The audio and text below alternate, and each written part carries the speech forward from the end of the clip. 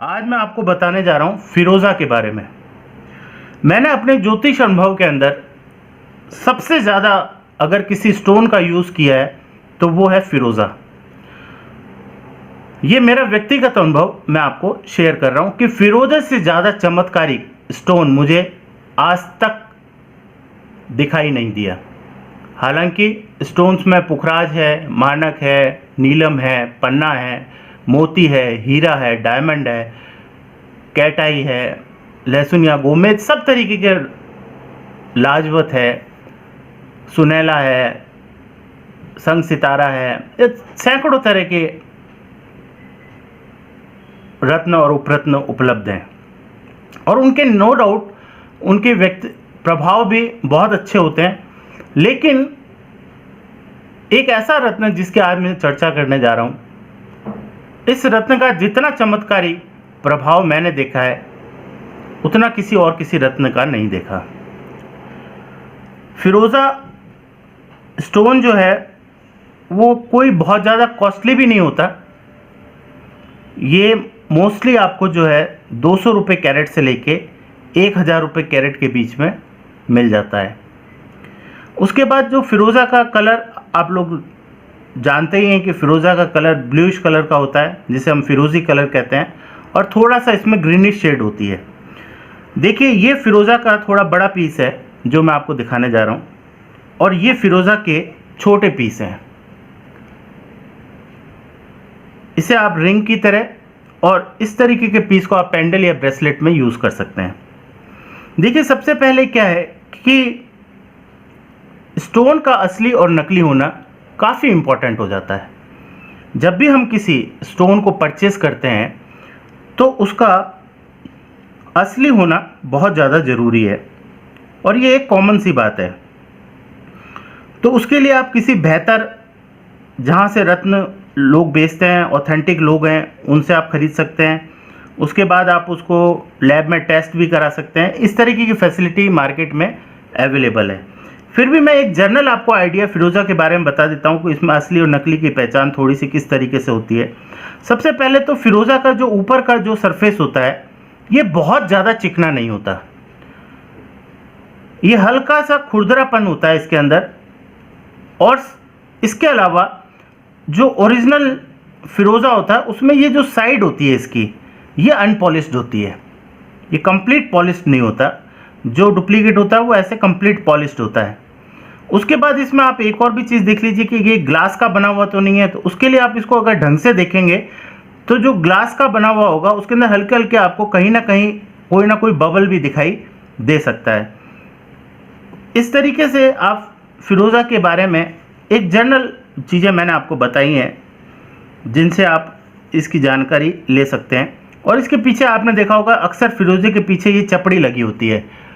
यह चपड़ी जो है ये एक्चुअल में इसको फिनिशिंग करते समय इसके सपोर्ट के लिए पीछे लगाई जाती है, जिससे ये टूटे नहीं, क्योंकि ये थोड़ा सा सॉफ्ट स्टोन होता है और जिससे टूटने का डर रहता है।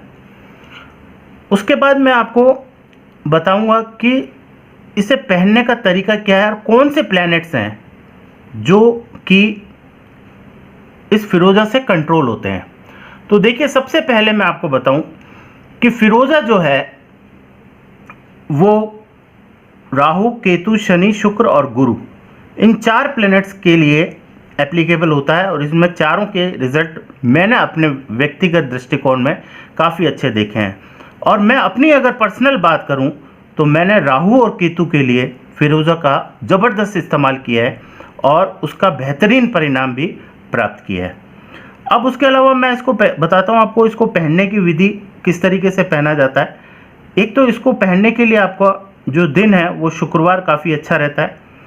और इसे एक तो घर में धारण नहीं करना चाहिए, इसे किसी मंदिर में धारण करना चाहिए। अभिमंत्रित करने के बाद, अभिमंत्रित का मतलब ये होता है कि अगर आप इसे घर में स्वयं कर रहे हैं तो गंगा जल, गोमूत्र, दही, दूध और कच्चा दूध, शहद, इनको मिला करके, गंगा जल, इनमें से जो भी चीज़ आपके पास अवेलेबल हो मैक्सिमम, उनको मिला करके इस स्टोन को रिंग बनवा के आप इसको उसमें डाल दीजिए।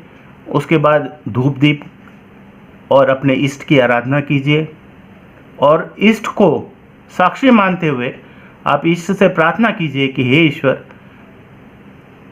मेरी जो सब परेशानियां हैं वो आपके आशीर्वाद के रूप में इस स्टोन में समा जाए और मेरी परेशानियां दूर हो जाएं। इस तरीके की प्रार्थना जब आप ईश्वर के समक्ष खड़े होकर के किसी स्टोन को धारण करते हैं तो वो अभिमंत्रित हो जाता है और इष्ट की जो ताकत है, इष्ट का जो आशीर्वाद है, वो आपके उस स्टोन में आ जाता है।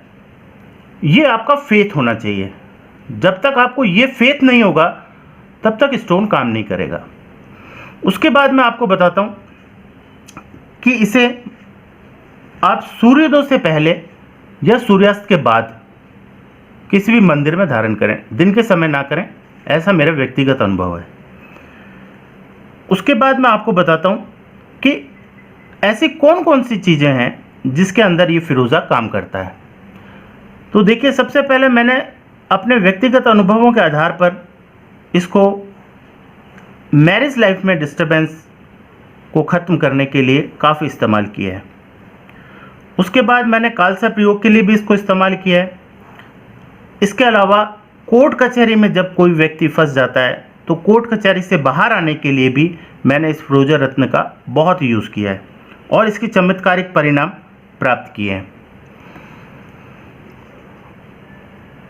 अब मैं आपको बताता हूँ कि इसके अलावा जैसे जो बच्चे हायर एजुकेशन के लिए तैयारी कर रहे हैं, कंपटीशन के लिए तैयारी कर रहे हैं, उन लोगों के लिए भी फिरोज़ा बहुत ही बेहतरीन है।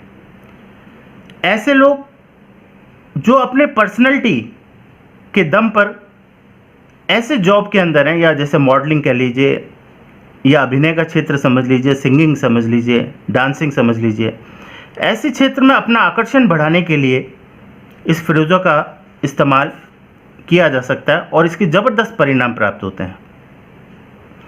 उसके बाद अगर किसी व्यक्ति को प्रसिद्धि की प्राप्ति नहीं हो रही, यानी फेम नहीं मिल रहा है, व्यक्ति काफ़ी मेहनत करने के बाद जो व्यक्ति का स्थान एक समाज में होना चाहिए वो अगर उसे नहीं मिल रहा है, तो ऐसी कंडीशन के अंदर भी आप इस फिरोजे का इस्तेमाल कर सकते हैं। उसके अलावा कभी कभी बीमारियों में भी मैंने इसका इस्तेमाल किया है। जैसे किडनी की बीमारी के अंदर भी इसका काफ़ी बेनिफिट मैंने लोगों को उठाते हुए देखा है। दूसरा, लव लाइफ, यानी कि इसके बारे में, फिरोज़ा के बारे में थोड़ा सा ये बोला जाता है कि प्यार मोहब्बत के लिए फिरोज़ा काफ़ी अच्छा माना जाता है। यानी जहाँ पे लव रिलेशनशिप के अंदर कोई प्रॉब्लम हो तो आप इस फिरोज़े का इस्तेमाल कर सकते हैं। जो बच्चा कंपटीशन दे रहा हो उसके लिए आप इस्तेमाल कर सकते हैं। यानी बहुत सी चीज़ें ऐसी हैं जिनमें फिरोज़ा जो है वो अपना ज़बरदस्त रोल प्ले करता है। अब आप देखिए कि ये फिरोज़ा, मैंने आपको आज फिरोज़ा के बारे में थोड़ी सी जानकारी दी। व्यक्तिगत रूप से मैं इसमें अपना कमेंट्स ये डालना चाहता हूँ कि फिरोज़े का परिणाम 100% प्राप्त होता है। अगर कोई व्यक्ति फिरोज़े को सच्ची श्रद्धा से अपने किसी कार्य हेतु धारण कर ले तो मेरा यह मानना है कि वो कार्य व्यक्ति का 110% पूरा होता है। ऐसा मेरा व्यक्तिगत अनुभव है। तो दोस्तों, आज मैंने आपको फिरोज़े के बारे में जानकारी दी और इस फिरोज़े के बारे में कुछ आपको प्लस माइनस भी बताए। मेरे हिसाब से मैं फिरोज़े को व्यक्तिगत रूप से सभी रत्नों में सबसे ज़्यादा महत्वपूर्ण रत्न मानता हूँ, मेरे व्यक्तिगत अनुभवों के आधार पर। तो अगर आप भी चाहें तो जो जो चीज़ें मैंने आपको बताई हैं, अगर इसमें आपको कोई दिक्कत है, किसी तरह की परेशानी है, तो आप इस फिरोज़े को धारण करके और आप अपनी कामयाबियों को हासिल कर सकते हैं और आपके जीवन में आने वाली रुकावटों को भी दूर कर सकते हैं। इसके अलावा अगर आपको इससे संबंधित कोई और जानकारी व्यक्तिगत रूप से भी मुझसे प्राप्त करनी हो तो आप मेरे लिखे हुए नंबर्स पे मुझसे कांटेक्ट कर सकते हैं। Thank you very much.